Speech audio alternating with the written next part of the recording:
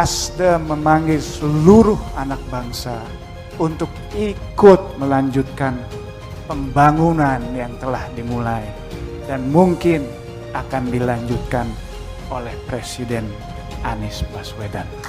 Dan saya katakan bahwa saya akan bekerja keras, saya akan bekerja sungguh-sungguh, biidznillah akan bisa menunaikan semua yang dijanjikan. Soal umbar janji, Anies memang hebat. Dan apa susahnya beri janji? Ada janji petinggi Nasdem jika kita cermati, boleh dianggap halusinasi. Kenapa kita sebut demikian? Karena janji itu sangat muskil dipenuhi. Presiden Anies Baswedan akan melanjutkan program yang telah dimulai oleh Presiden Jokowi. Sedemikian meyakinkannya Prananda Surya Paloh menyatakannya. Perjuangan kita bersama Pak Jokowi telah banyak membawa manfaat bagi seluruh masyarakat Indonesia. Infrastruktur telah kita rasakan. Pencapaian ekonomi yang memang cukup bisa dibilang di atas rata-rata sudah kami rasakan. Transformasi pendidikan, swasembada pangan, dan banyak lain telah kami rasakan dan menjadi bukti sukses pemerintahan Jokowi dan aliansi ataupun juga mitra koalisi dengan Partai Nasdem.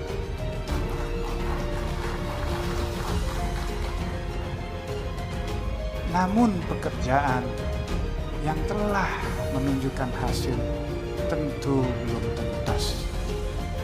Masih banyak yang dikerjakan dan dilanjutkan. Semua ini sekali lagi saya ulangi, bukan hanya untuk Nasdem semata, tetapi untuk seluruh masyarakat Indonesia. Pekerjaan yang selama ini telah dimulai perlu diteruskan.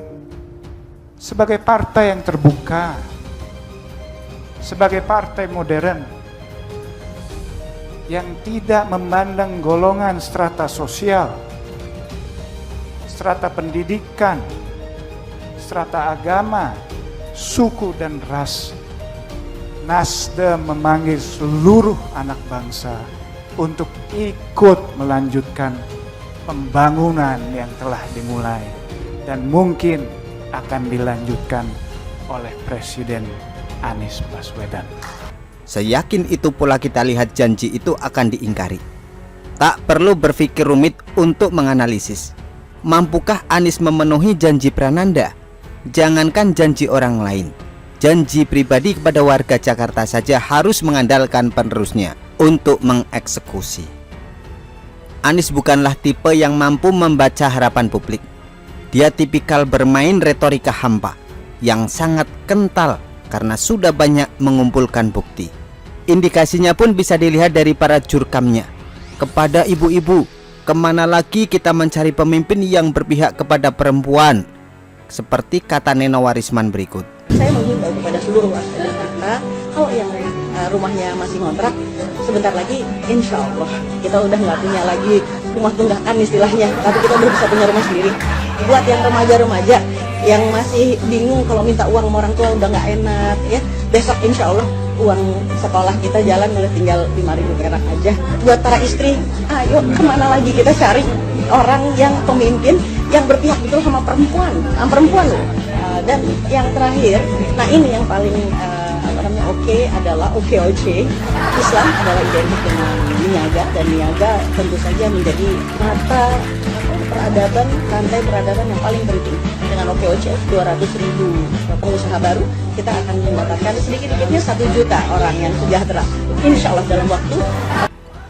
Dan Egy Sujana pun kecewa dengan Anies Baswedan. Sampai-sampai Presiden Jokowi memberi ilustrasi menarik tentang pemimpin yang berjanji terlalu tinggi, namun terkesan mengumbar mimpi. Bukan mimpi sembarangan, bahkan melainkan mimpi di siang bolong. Jika seorang pilot berjanji kepada penumpangnya, demikian Jokowi memberi gambaran. bahwa tiket pesawat akan mendapatkan diskon 80%. Jangan percaya begitu saja. Dan demikianlah tabiat Anies Baswedan saat berkampanye. Singkatnya, kalau rakyat minta Anies bangun pabrik makanan di setiap kelurahan dan pabrik itu membagikannya secara cuma-cuma, mungkin Anies akan mudah mengiyakan karena dia memang murah memberi janji. Urusan memenuhinya adalah soal berbeda. Toh tugasnya sangat mengambil hati pemilih, hanya untuk menarik suara sebanyak mungkin. Adapun menunaikan janji bukanlah tugas dirinya. Kalaupun dia gagal memenuhinya, minimal dia tidak dipilih lagi di kontestasi kedua. Sesederhana itu solusinya. Penilaian menarik terhadap Anies disampaikan pengamat politik Adi Prayetno. Menurutnya, ada sesuatu yang sudah dilakukan di luar 23 janjinya yang dikritisi. B lah ya nilainya, antara 6 sampai 7. Kenapa B?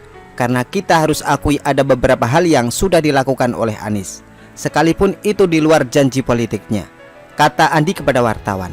Kendati PDIP menyebut hanya 5 yang terrealisasi dari 23 janji kampanyenya, ia menilai beberapa program yang menjadi klaim politik ingin ditunjukkan Anies bahwa selama ini dia sudah bekerja. Walaupun keberhasilan masih ada titik koma dan lain sebagainya, tetapi yang 4 atau 5 ini bisa kita katakan berhasil. Tapi selebihnya itu rapat merah bagi fraksi PD Perjuangan. Artinya apa? Bahwa Pak Anies tidak fokus betul menangani persoalan pokok warga Jakarta. Misalkan contoh program normalisasi sungai, pembangunan ITF, pembangunan LRT, itu kan nol semua. Gitu loh. Normalisasi atau naturalisasi 5 tahun kita hanya berdebat toh, tetapi dua-duanya nggak dikerjakan. Gitu. Tidak ada satupun yang dikerjakan.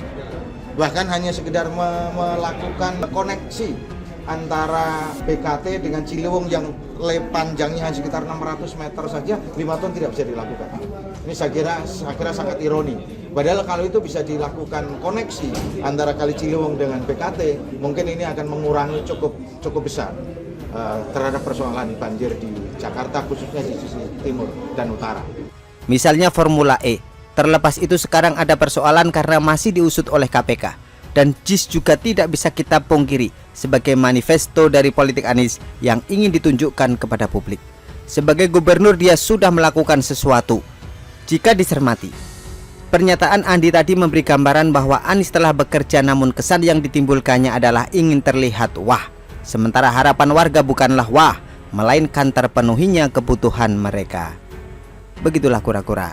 Artikel diambil dari Syua.com, ditulis oleh Ruskandi Anggawirya. Bagaimana menurut Anda?